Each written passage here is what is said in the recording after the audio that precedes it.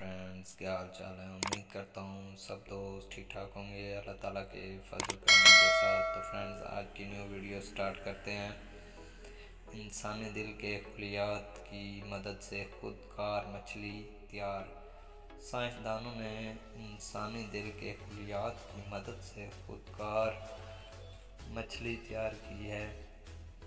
माहिरीन के मुताबिक मछली को प्लास्टिक, कागज़, जेलेटिन और इंसानी दिल के पट्टों के खलियात से तैयार किया गया है। तो उम्मीद करता हूँ फ्रेंड्स आपको ये वीडियो पसंद आई होगी।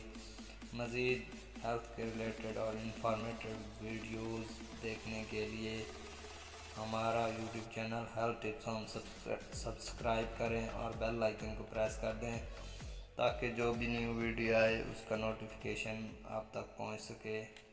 अपना और अपने प्यारों का ख्याल रखें। इंशाल्लाह नेक्स्ट वीडियो में मुलाकात होगी। अल्लाह हाफ़िज़।